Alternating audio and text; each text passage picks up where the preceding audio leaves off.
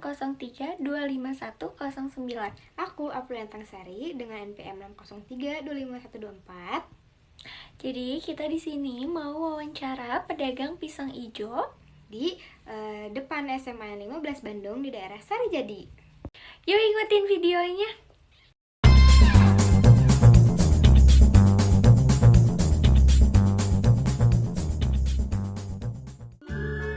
Dan Bandung bagiku bukan cuma masalah geografis. Lebih jauh dari itu, melibatkan perasaan yang bersama.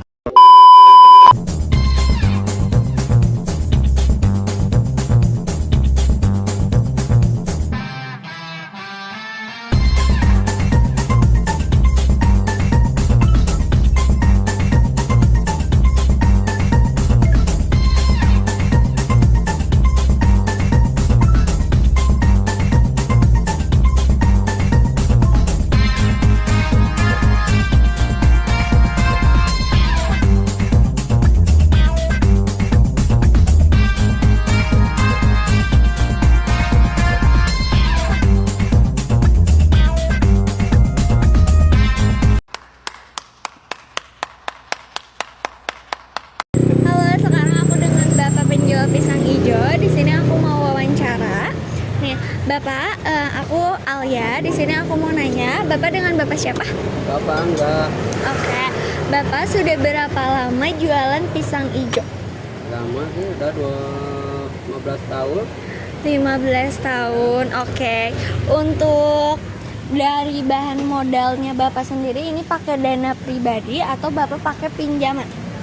Saya pinjam Oh iya, kalau boleh tahu Bapak ya pinjam nominalnya di awal berapa? 5 juta. Kalau itu pertama dari Pertama kali, dari gerobak sampai semua peralatan itu totalnya 5 juta. Oke. Kalau untuk bahan-bahannya sendiri ada apa aja, Pak?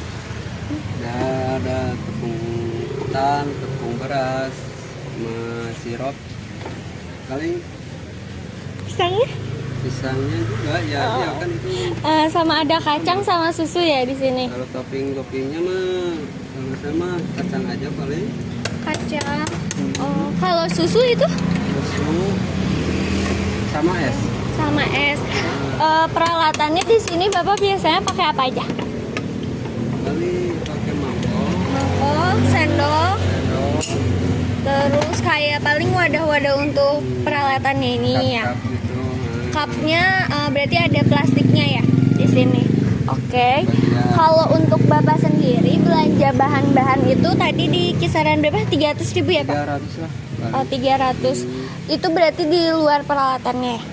Kalau untuk peralatannya sendiri ini ada di harga berapa, Pak? Atau ada di rumah?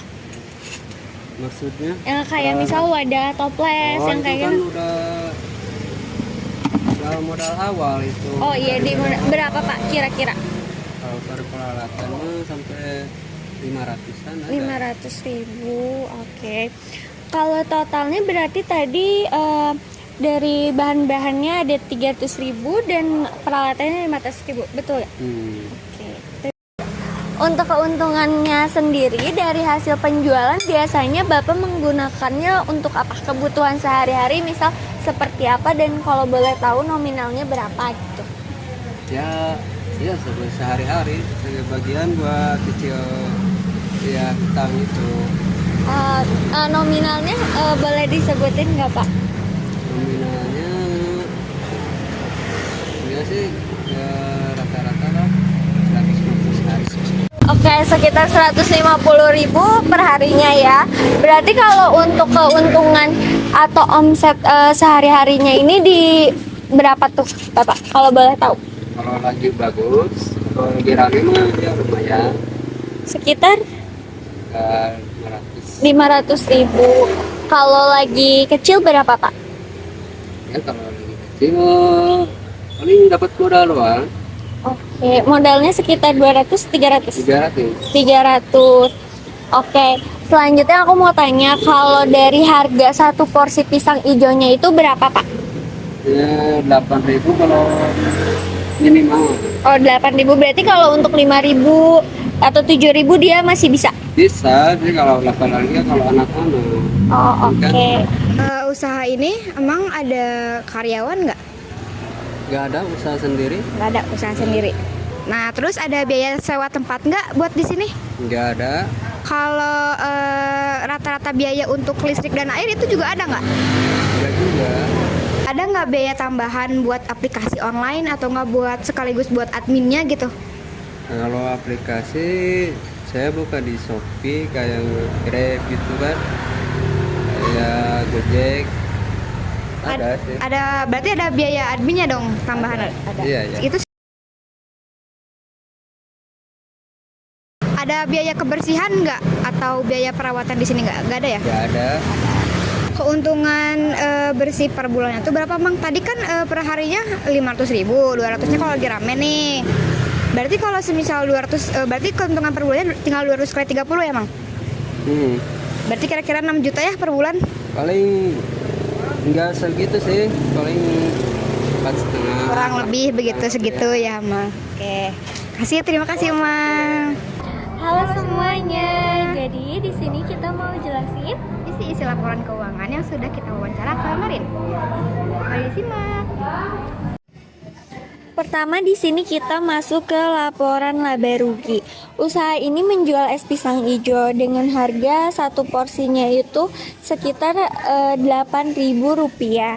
Dalam sehari rata-rata di sini menjual 63 porsi dan dalam sebulan ada 30 hari operasional. Jadi totalnya dari pendapatan per bulan adalah 63 porsi itu dikali dengan harga per porsinya 8.000 dan hasilnya 15 juta rupiah jika dikalkulasikan dalam satu bulan.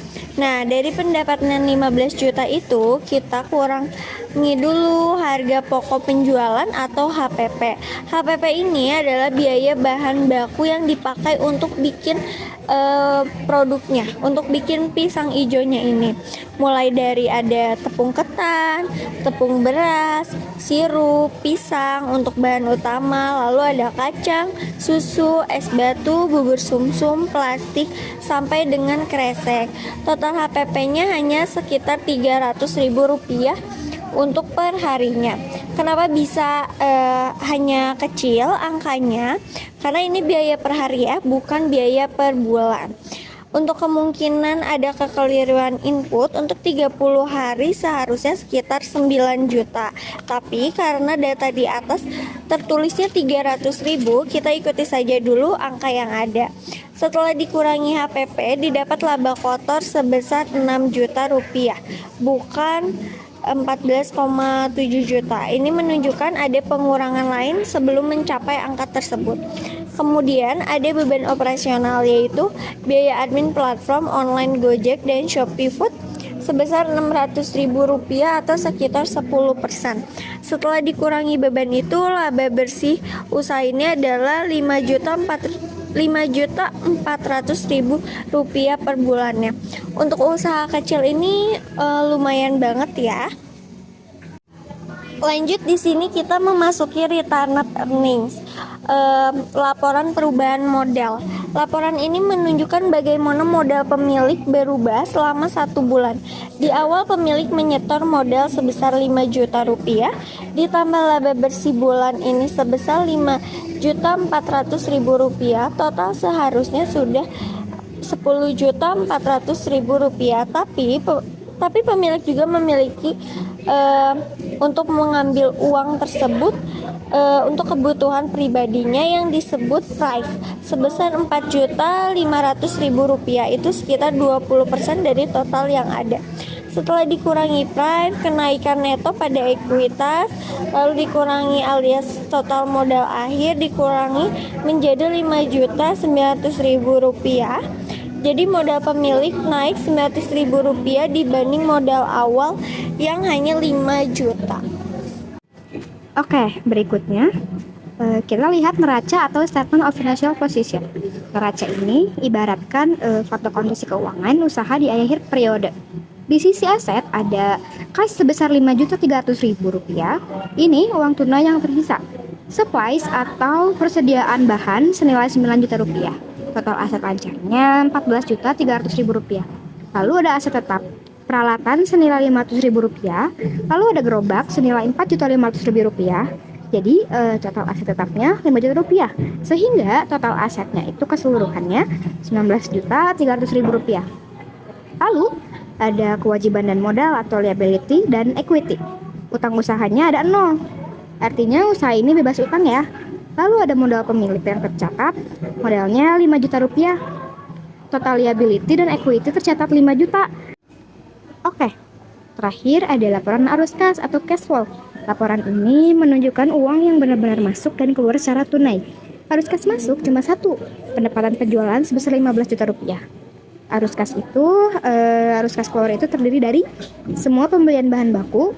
Nah, pisang jadi yang paling besar, 4,5 juta, bubur sumsum 2,25 juta, susu 1,2 juta, dan seterusnya. Ditambah biaya admin online 600.000 dan private pemilik sebesar 4.500.000. Total kas keluarnya jadi 15 juta rupiah, sama persis dengan kas masuk. Makanya, kenaikan kasnya 0. Saldo kas awal 5 juta, saldo kas akhir tetap 5 juta. Jadi, meskipun usaha ini untung di laporan laba rugi, di arus kas tidak ada sisa kas tambahan. Karena semua laba habis diambil pemilik lewat prive.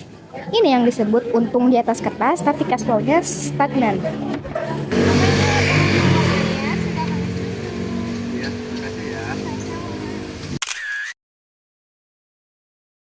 Sekian video dari kita. Mohon maaf bila ada salah-salah kata atau salah dalam